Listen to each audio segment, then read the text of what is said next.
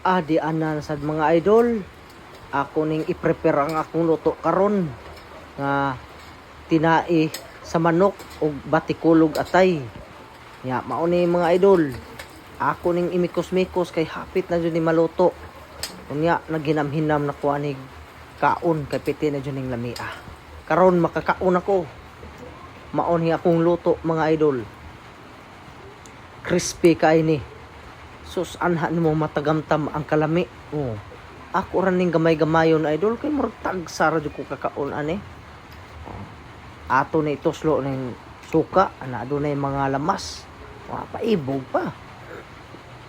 Nya gamayon lang to ni paghungit. Nya kani na ame mga dahon-dahon. Unsa ni mga dahona ni mga idol? Nainkumbitay mga idol unsa ka to? Kaniya mga tae man sa mga isda ni mga idol.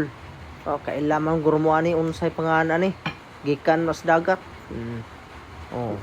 Kaunon to na lami kani kay na green pa.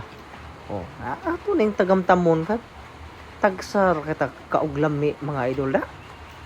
May mo kay sige na mo kaog mga lami kami na amis pobre kani alang jud among madaginot nga pinobre style ba kinamutan ni peteng lami ang kaon.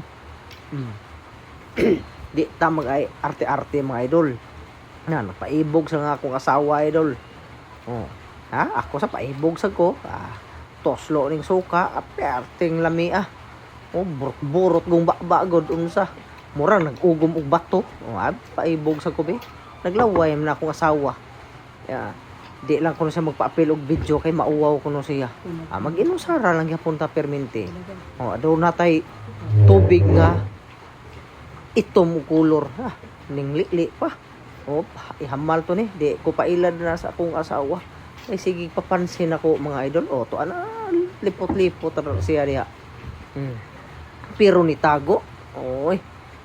Kanya ako ning ipiso ning tubig nga itom. Unsa kay lami ani? Imo na usa ka pitsil pe. Ako usa ka baso lang. Mga ayo lang kung kuan. Makuangan ko.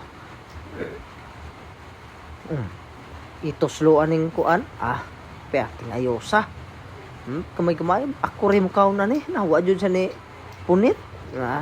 Basig lipaton ra siguro ko ana. Adi jud ko muhawa kay murag lipaton jud ko ani hurot jud ni.